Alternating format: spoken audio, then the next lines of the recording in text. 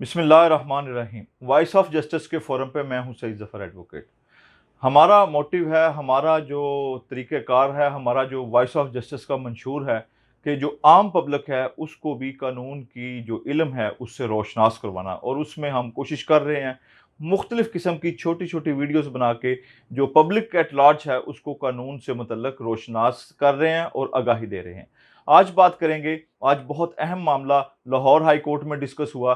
Justice शान गुल जो अभी रिसेंटली अपॉइंट हुए हैं, उन्होंने एक मैटर पे अपना पॉइंट ऑफ व्यू दिया। 29 पेजेस की जजमेंट है और उस जजमेंट में उन्होंने बताया कि जो इन्वेस्टिगेशन है वो आफ्टर सबमिशन ऑफ चलान और आफ्टर जो फ्रेमिंग ऑफ चार्ज भी हो सकती है। मैंने चलान या जिसको 173 की रिपोर्ट कहते हैं उस पर भी वीडियोस बनाई हैं, पहले मेरे पेज पे आप विजिट कर सकते हैं। और मैंने जो फ्रेम ऑफ इशू है उस पर भी मैंने वीडियोस बनाई हैं, उसको भी आप देख सकते हैं।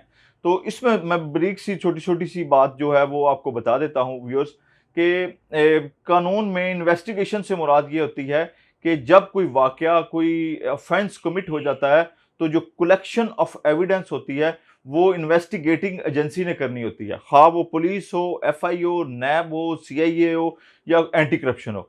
वो कलेक्शन ऑफ एविडेंस को दैट इज कॉल्ड इन्वेस्टिगेशन।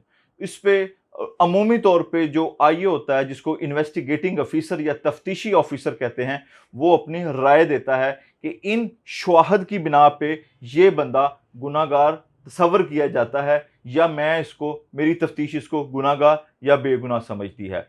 तो उसमें एक सवाल आया ऑनरेबल हाई कोर्ट के पास कि क्या चलान सबमिट होने के बाद, फ्रेम ऑफ चार्ज के बाद, क्या तीसरी तफ्तीश कानून में हो सकती है?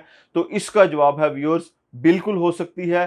कि अगर तफ्तीश में कोई कानूनी सुकम रह गया हो, कोई ऐसी चीज़ जो एविडेंस कलेक्ट ना की जा सकी हो, जो रिव्यू बोर्ड का फैसला या जो पहली तफ्तीश में, दूसरी तफ्तीश में जो इन्वेस्टिगेटिंग एजेंसी है वो उसको ना कलेक्ट कर सकी हो, तो फिर जो तीसरी तफ्तीश है आफ्टर फ्रेमिंग ऑफ चार्ज और आफ्टर सबमिशन ऑफ रिपोर्ट 173, जिसको उर्फ आम में चलान कहते हैं, तो उसके बाद तीसरी तफ्तीश भी हो सकती है। बहुत अहम सवाल था। इस पे पहले ऑनरेबल सुप्रीम कोर्ट की भी जजमेंट थी, लेकिन हाई कोर्ट की इस जजमेंट ने इस धारे को एक और रुख दिया और इसमें जो एक रास्ता लोग कहते थे कि 173 की रिपोर्ट के बाद तफ्तीश बंद हो जाती है, तो वो रास्ता भी बिल्कुल अभी खुला है। और अगर कोई ऐसा मसला मसाइल हो, कोई तीसरी तफ्तीश, चेंज ऑफ इन्वेस्टिगेशन या फ्रेमिंग ऑफ चार्ज या 170 की रिपोर्ट जिसको क्या चालान कहते हैं, उसके मतलब कोई क्वेश्चन हो, कोई क्वेरी हो, आपने हमसे पूछना है। हमारी जो टीम है